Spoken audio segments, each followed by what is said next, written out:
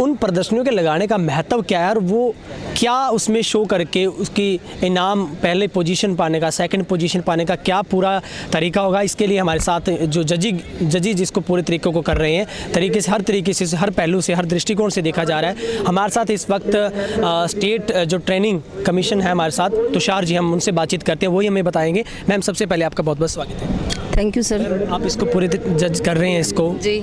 हकीकत में इसकी कितना महत्वपूर्ण है प्रदर्शनी लगाना हर एक राज्य के लिए, और किस दृष्टि से आप इसको देखते हैं और इसमें क्या प्रक्रिया आगे? देखिए सर, इसमें जो मुझे मुख्य पार्ट मिला है वो किचन से संबंधित मिला है, फूड प्लाजा।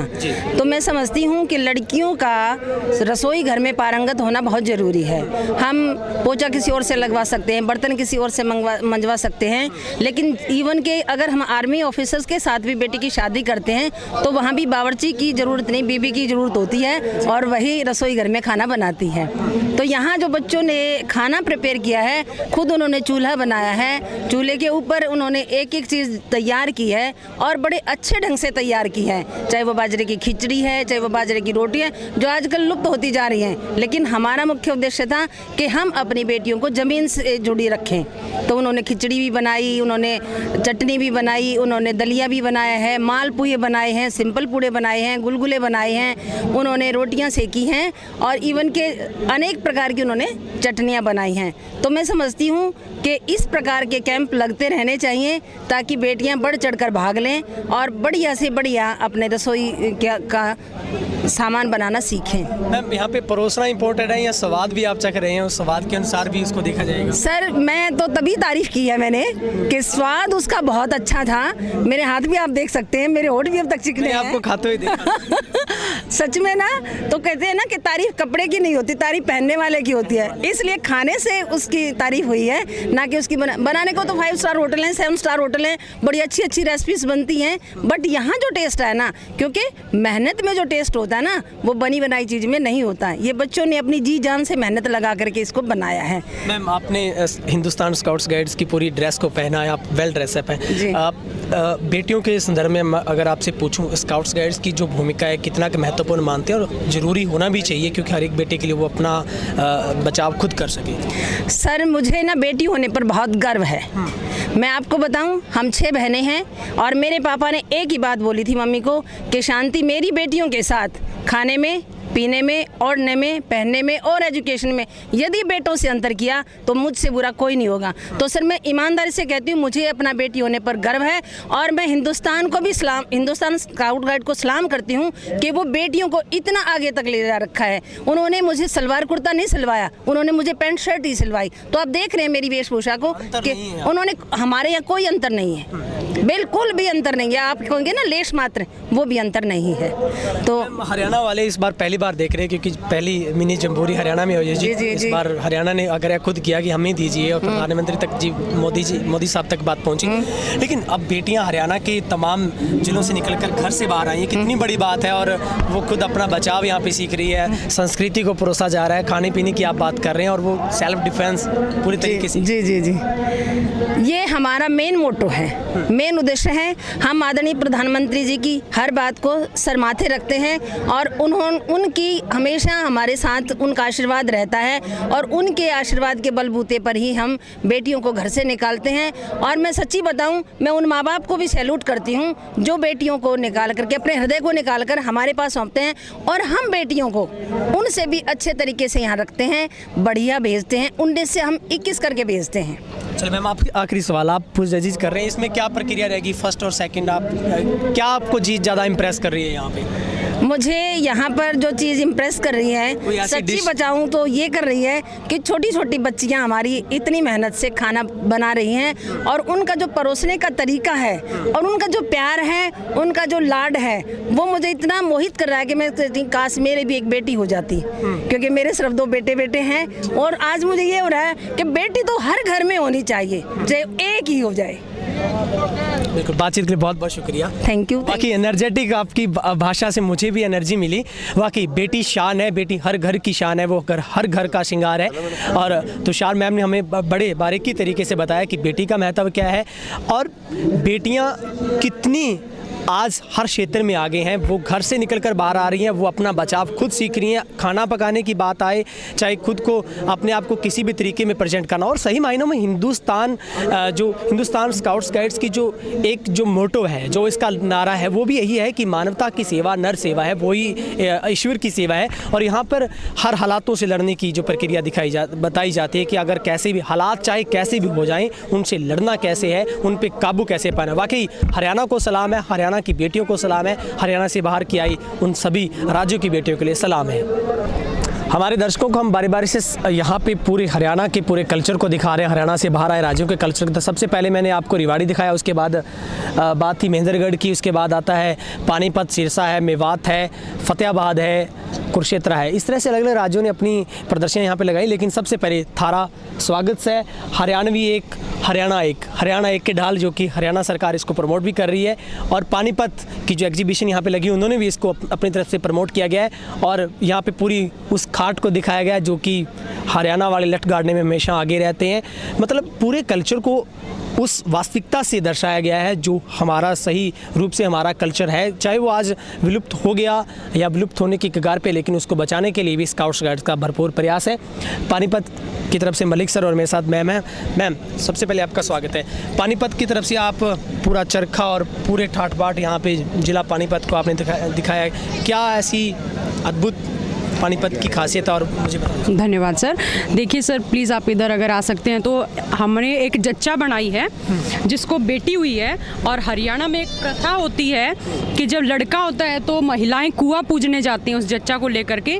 लेकिन एक नई पहल हमने दर्शाई है यहाँ पर कि ये जो औरत है ये हिम्मत करती है, बेटी होने के बाद ये चरखा ये जो है कुआं पूजने जाती है। और इसने अपनी माँ को कहा है कि मेरी टोकनी ऐसी बनवा के भेजना अपने पियर से जिस पर बेटी बचाओ बेटी पढ़ाओ लिखा हो, और टोपा टोपा पानी बचाओ, पर्यावरण का मान बढ़ाओ। यहाँ इसने झोली बांध दिया जिसमें बाजरा है, जो प्रतीक है बेटा होने पर मिठाई के रूप में बांटा जाता है, लेकिन ये बेटी होने के बाद उस झोली को बांध करके ये बांध रही है। ये हमारे रही है, प्रतीक है हमारा दूध दही का खाना, ऐसा हमारा हरियाणा। ये हमने फूड प्लाजा बनाया है जिसमें हमने हमारे बच्चों ने जो है चूल्हा लगा करके और ये हमारा जो है बनाया है। ये तरह के चाहे गुलगुले की बात करें, आप पकौड़े, पूरा सब कुछ ये दिखाया गया इसमें। प्रतीक है, एक बड़ा साइकोलॉजिकल प्रतीक है कि इस उम्र के बुजुर्गों को खाली नहीं बैठना चाहिए। गांव में जो अक्सर बैठे रहते हैं और मानसिक तनाव का शिकार हो जाते हैं, बजाय कि उनको कुछ ना कुछ काम करना चाहिए। ये चरखा गांधी जी आज़ादी से पहले पानीपत आए थे तो वो जो है लोगों को चरखे के बारे में बता करके गए थे। उसी के परिणाम स्वरूप गांधी जी के नक्शे कदमों पर चलते हुए आज चरखा जो है, उस चरखे की वजह से पानीपत को एक बुनकर नगरी के रूप में जाना जाता है। और उसके कंबल विश्व विख्यात हैं। वो सुनने पड़े चूल्हे प्रतीक हैं जो संस्कृति के शहरीकरण का, कि लोग जो है शहरीकरण की तरफ रुख किए, जिससे गांव में हमारे जो चूल्हे और जो इस तरह सुने पड़ गए हैं। ये हमारी तीड़ है बेटी होने के उपलक्ष्य में इस जच्चा के पियर से आई हैं, अगली पछलियों के लिए उपहार के स्वरूप। ये छोटा सा थीम हमने हरियाणा की संस्कृति के ऊपर, विलुप्त होती हुई संस्कृति के ऊपर हमने उठाया है। और जो हमें मौका मिला इस जम्बूरी में, हिंदुस्तान स्काउट्स एंड गाइड की जम्बूरी में, हम बहुत बहुत आभारी हैं। धन्यवाद। बाकी मैम बहुत बहुत शुक्रिया, आपने बड़ी ही तालीनता के साथ और बहुत कम समय में पानीपत की पूरी विरासत को परोस के रखा है।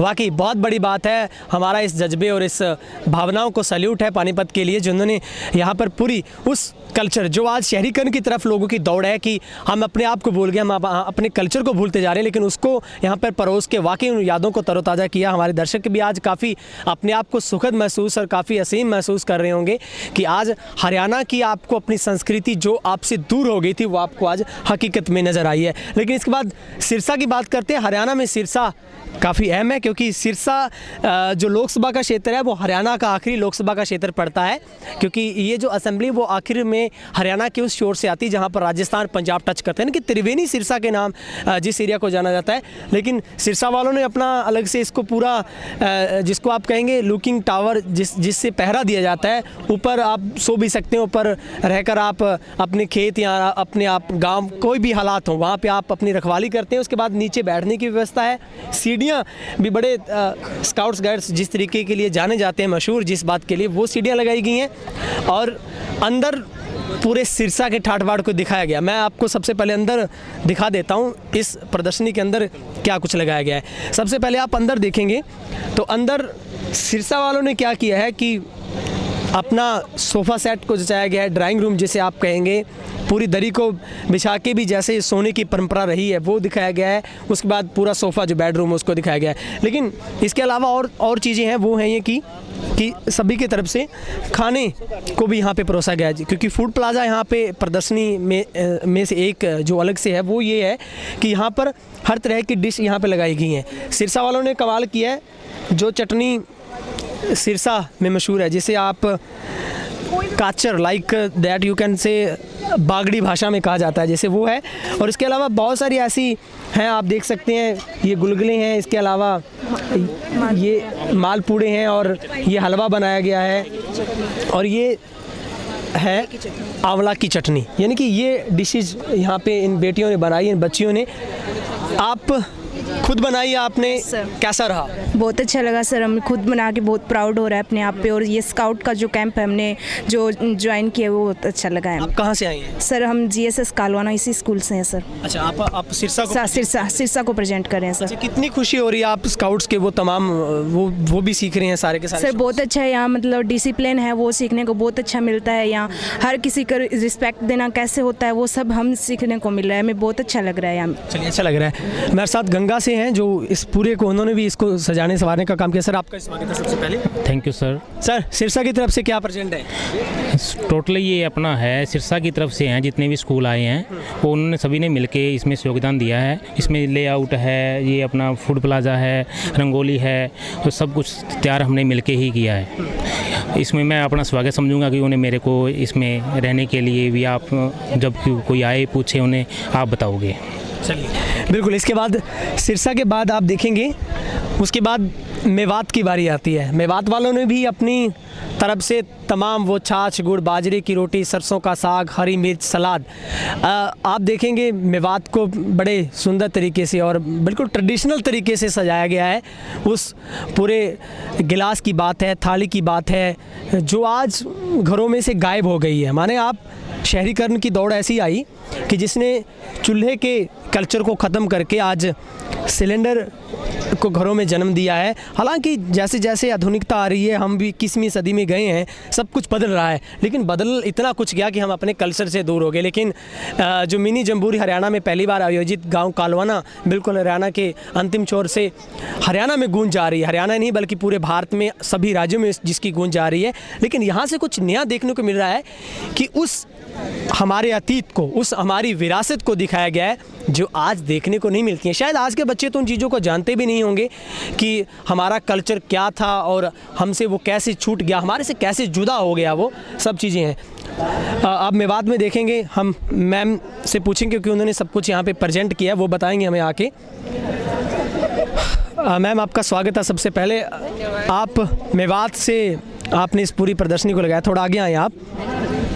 मुझे बताइए आपने मेवात की तरफ से क्या क्या प्रेजेंट किया? आपने भी पूरे ठाट बाट दिखाए गए हैं, सोने का तरीका क्या है और स्वच्छ हरियाणा, मेवात, बेटी बचाओ बेटी पढ़ाओ, क्योंकि ये तो थीम थी इस जम्बूरी की। हाँ जी, तो यहाँ पर मेवात के बारे में थोड़ा सा जो ट्रेडिशनल है कि इतना सब वहाँ पर इतना ज़्यादा भाई लोग अमीर नहीं है, थोड़े ठीक है वहाँ पर, तो उसी थोड़ी वेस्ट चीज़ों से दुपट्टे से डेकोरेशन करी है, बर्तन से थोड़ी सी डेकोरेशन की है, और इतना ठाट बाट नहीं है, ये एक नॉर्मल आम जितना हम अरेंज कर सकते हैं। जैसे जैसे समाज बदल रहा है, थोड़ा टाइम के अकॉर्डिंग वहाँ पर भी चेंज आ रहा है, तो ये सब थोड़ा सा दिखाया है हमने। अच्छा, हकीकत में तो शायद हम इन चीज़ों को घरों में आज नहीं यूज़ करें, लेकिन आपको परोसने का मौका मिला, थोड़ा अनुभव अच्छा रहा होगा, कैसी फीलिंग रही? काफ़ी अच्छा लग रहा है यहाँ पर आकर, थोड़ा सा ट्रेडिशनल चीज़ों के साथ जुड़ने का मौका मिला है। वैसे हम मेवात में ही हैं, तो वहाँ पर हम ग्राउंड से, मतलब ज़मीन से जुड़े हुए ही हैं अभी तक। वो लोग अभी तक इतने ज़्यादा आधुनिक नहीं हुए हैं कि वो शहरीकरण की तरफ नहीं गए हैं, तो वहाँ पर ऐसा अभी चल रहा है सब कुछ। धीरे धीरे बदल तो रहा है सब कुछ, क्योंकि हम सब ऑटोमेटिक हो रहे हैं। आप जिला सोनीपत, क्योंकि पानीपत पहले ही आ गया था, आप सोनीपत भी दूर से निहार लीजिएगा, आप देखेंगे गाजर का रायता है, गोला बर्फ़ी है, आलू रायता है, और जितना सोनीपत कर सकता था उन्होंने सोनीपत की तरफ से भी किया है। इन्होंने भी बड़ी मेहनत की है, क्योंकि मेहनत तो करनी पड़ती है। इन बेटियों ने, यहाँ पे आए हुए बच्चों ने, उनके साथ आए स्टाफ ने, सब मेहमानों ने मिलकर पिछले वो 4 दिनों से इसी थीम को अपने माइंड में, कंसेप्ट को लेकर, इस धारणा को लेकर लगे थे कि हम उसको क्या प्रेजेंट करेंगे। लेकिन जजेज हैं जो इसको देख भी रहे हैं,